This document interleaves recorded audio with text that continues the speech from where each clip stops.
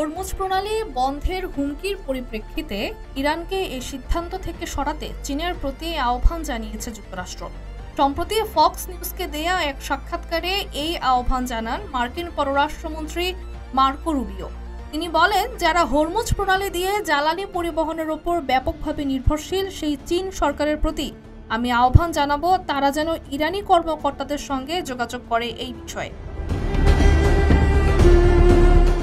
এর আগে ইরানের পারমাণবিক স্থাপনায় যুক্তরাষ্ট্রের হামলার পর পাল্টা প্রতিক্রিয়া হিসেবে হরমুজ প্রণালী বন্ধ করে দেওয়ার হুঁশিয়ারি আসে তেহরানের তরফ থেকে।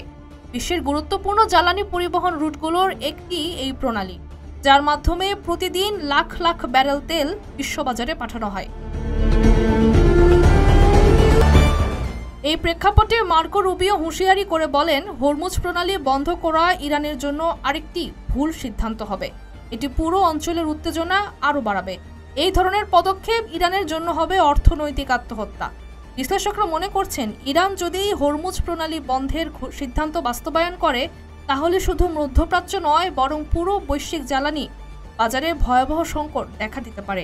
এই অবস্থায় চীনের কূটনৈতিক হস্তক্ষেপ গুরুত্বপূর্ণ ভূমিকা রাখতে পারে। প্রিয় প্রবাসী, আপনার নিরাপদ ভবিষ্যতের জন্য অর্ধেক দামে আজই ফ্ল্যাট বুকিং করুন।